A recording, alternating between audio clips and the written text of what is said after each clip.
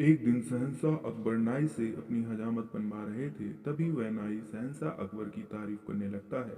नाई, जहाँ पना, आप अपनी सल्तनत में सबका ख्याल रखते हैं, बच्चे बड़े गरीब लाचार आदि सबका। अकबर, शुक्रिया नाई, लेकिन जहाँ पना। अकबर, लेकिन लेकिन क्या? क्या हम किसी को भूल रहे हैं जिसकी हम देखभाल नहीं करते हैं? नाई, जहाँ पना, गुस्ताखी माफ करें। क्या कभी आपने बड़े बूढ़ों यानी कभी अपने पूर्वजों के बारे में सोचा है जो दुनिया छोड़कर स्वर्ग चले गए हैं? अकबर, लेकिन हम तो उनका भी ख्याल रखते हैं। उनके हक में हम दुआ करते हैं, उनकी याद में हमने शाही मकबरे बनवाए हैं। नाई, लेकिन जापना, कभी आपने किसी को स्वर्ग भेजा है अपने पूर्वजों की खबर लेने के लिए? उन्हें किसी चीज की वहां जरूरत तो नहीं है? अकबर, क्या? ये क्या कह रहे हो? कोई स्वर्ग जाकर वापस कैसे आ सकता है? तुम्हारा दिमाग खराब हो गया है क्या?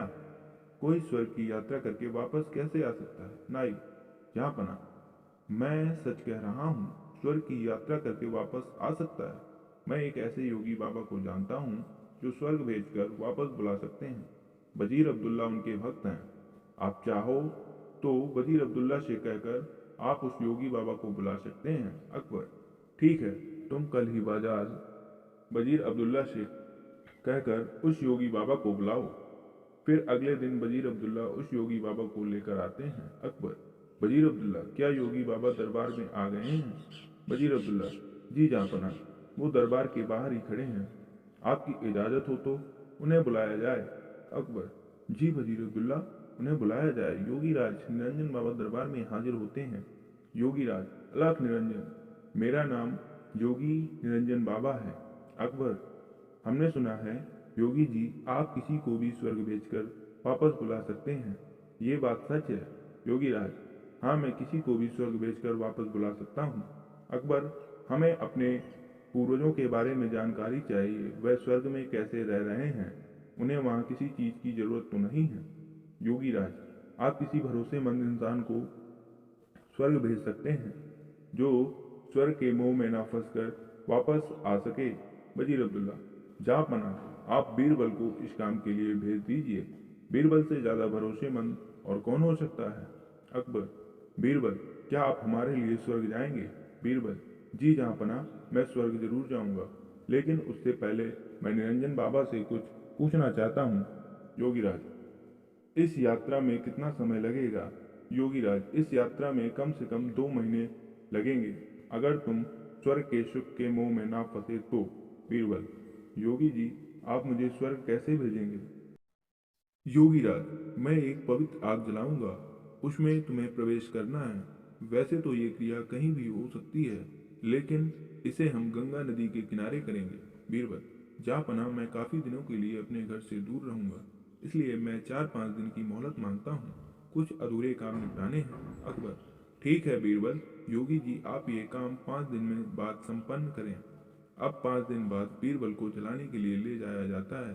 स्वर्ग की यात्रा के लिए योगी राज विधि संपन्न करते हैं। वह एक चिता पर फूल और कुछ सामग्री डालते हैं और बीरबल के माथे पर तिलक करते हैं और चित्त हो जाने को कहते हैं। बीरबल, अलविदा जहाँपना। अकबर, हमें आपकी बहुत याद आएगी, आप जल्दी लौटने की कोशिश करना। बीरबल, जी जहाँपना, मैं जल्दी लौट कर आऊँगा। और फिर 2 महीने गुजर जाते हैं। शहंशाह अकबर बहुत चिंतित हो जाते हैं। अकबर, हमें बीरबल की बहुत याद आ रही है। 2 महीने गुजर चुके हैं पर बीरबल अभी तक नहीं लौटे। हमें बहुत चिंता हो रही है। योगी राज का क्या कहना है? कब तक बीरबल लौट आएंगे? वजीर अब्दुल्ला, जहाँ पना, योगी बाबा ये भी तो कह रहे थे, हो सकता है बीरबल को स्वर्ग के सुख बहुत भा गए हों और वह वहाँ उन्हें छोड़कर न आना चाहें। अकबर, नहीं, ऐसा कभी नहीं हो सकता। बीरबल ऐसा कभी नहीं कर सकते हैं, उन पर हमें पूरा भरोसा है। उसी वक्त वहाँ पर बीरबल आते हैं। उनके लंबे बाल होते हैं, लंबी सी दाढ़ी। अकबर उन्हें देखकर बहुत खुश होते हैं। अकबर, खुशामदीद खुशामदीद, हमें आपको देखकर बहुत खुश हुई। और बताइए, स्वर्ग में हमारे पूर्वज कैसे हैं? उन्हें किसी चीज़ की वहाँ ज़रूरत तो नहीं है? बीरबल, नहीं जहाँ पना, उन्हें किसी भी चीज़ की ज़रूरत नहीं है, वे वहाँ बहुत खुश हैं। अकबर, लेकिन बीरबल, आपने ये बाल इतने क्यों बढ़ा लिए हैं? बीरबल, जहाँ पना, मेरे ही नहीं, वहाँ पर सभी के बाल बहुत लंबे हैं।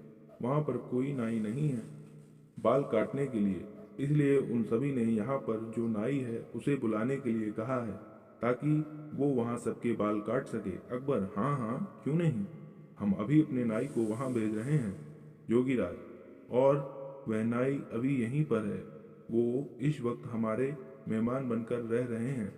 हम अभी स्वर्ग भेजने की क्रिया करवाते हैं। योगीराज और उस नाई को बुलाते हैं। वे दोनों दरबार में हाजिर होते हैं। अकबर उनसे कहते हैं: अकबर, योगीराज, स्वर्ग में नाई की जरूरत है। आप जल्दी से इस नाई को स्वर्ग भेजने की क्रिया शुरू कीजिए। नाई अपने घुटनों पर गिरकर: जहाँपना, मुझे माफ़ कर दीजिए, मुझसे ये सब वजीर अब्दुल्ला ने करवाया था, क्योंकि वह बीरबल की शोहरत से जलते हैं और बीरबल को अपने रास्ते से हटाना चाहते थे।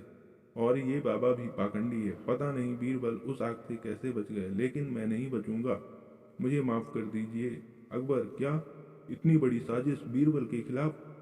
सिपाहियों, इस पाखंडी बाबा को और इस नाई को ले जाओ और काल कोठरी में डाल दो।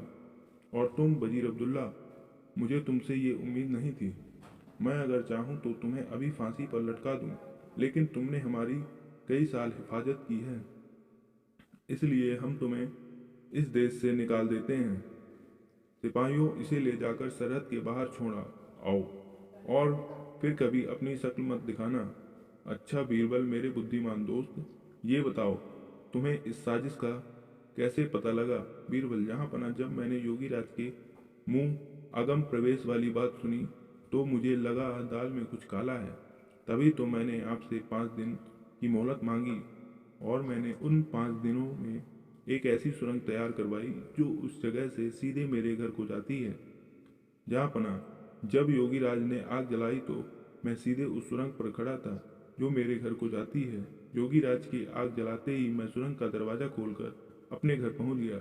जहाँपना, इस तरह से मैं वहां से बच निकला, और मैं चाहता था ये लोग अपना गुनाह खुद कबूल करें, इसलिए मैंने 2 महीने अपने बाल नहीं काटे, क्योंकि मैं ये भी जानता था कि इन तीनों में सबसे कमज़ोर कड़ी नाई है।